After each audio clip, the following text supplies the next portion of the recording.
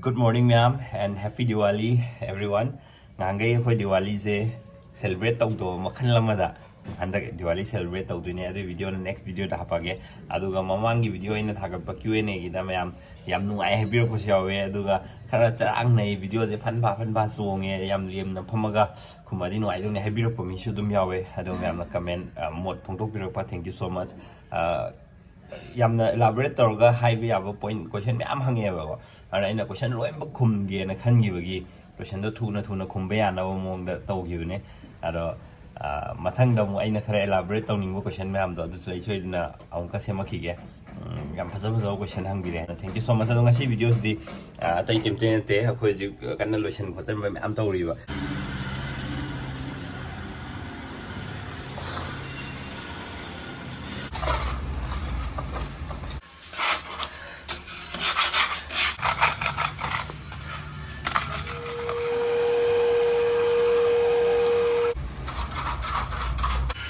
hai cái mềm tôi lôi xin đấy chứ thế này đấy máy nó xong đến ạ sẽ phải bấm dưới done mà mang cái numit khai adugi numit khai rồi đây là video mà tiếng chính khi anh biết ngày ra cái khối mùng được tàu mèo nó phải năm mèo adu mà thang cái này mèo video enjoy cho biro aduga horen Diwali cái video na atheng bữa đó traga hay người thằng cái chơi fine này với timing này xí gì sẽ có phải một con ta bra xong rồi có phải một con tay vô.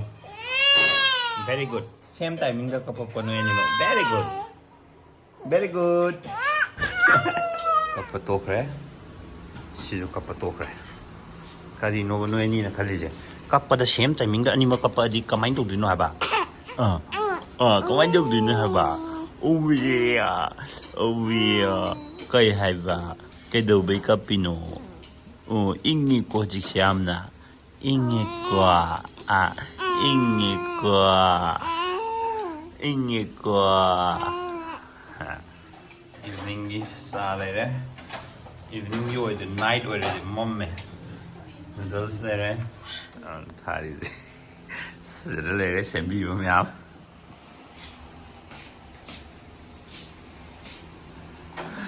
시작 그 손도 탐마 케이스 스페이스 두 레이트라 바고.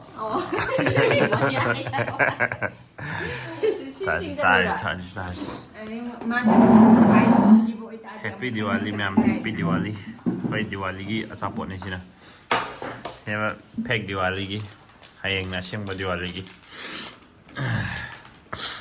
Na ton di adre cha extra. Father pulle. Ya deba. Mana du da hayre na du dum sem na ya deba sai yari. Sai da su de ni. An bakta.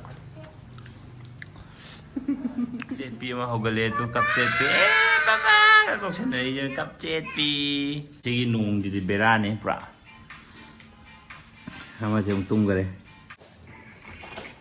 cái gì cũng lấy nung dùng ăn cho dùng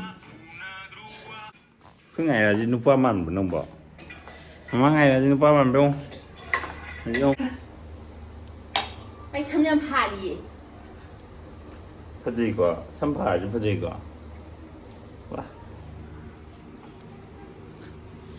Mai sầm lang jam phá gì? Nhìn cái năng xài tôm tiên kìa. Wow. À tôi xin phá lại xin cái gì nó xin glass bỏ. Hay đâu vậy? Si yếm gì đó, khơi chặt chắn này chứ. Sahi mari matung dar, taruk matung dar.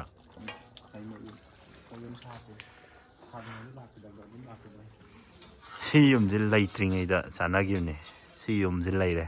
Si yum jena taba to pa yum masain to wa man le me adu da chana gi dei sungka chana gi dro pham ne adu bung sidi hau sa dore lighting yam phaja gre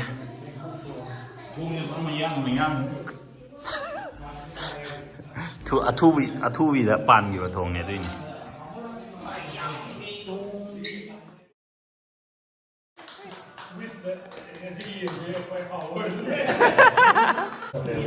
tâm cô có được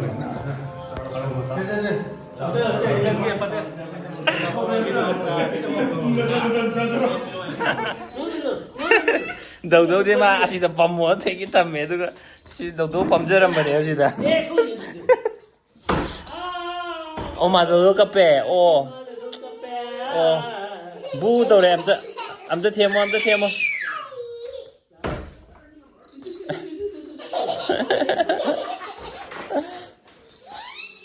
해 아두디 야드래 간말래 또 chắc đầu chắc 어디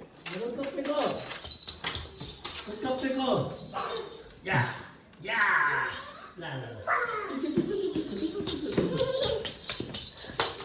mà chỉ là phạm nhân vây nè mà mà đây gì à chỉ cái lưỡi lăng thổ lại đi à to lưỡi lăng thổ lại đi to lưỡi lăng thổ cái to 싫어 그거 싫어 너도 그걸로 속여 그걸로 고기 빼 그거 봐 싫어 고기 이게 봐 싫어 고기 이게 봐 그거 배로 고기 이게 봐 아씨 뭐야 이제 밤이네 말이지 어떤 날 그거 봐 싫어 고기 이게 봐 내가 어디 속대는 à chị ngày nay chị cấp pi tu chị ngày nay cấp pi em tự lăng nụ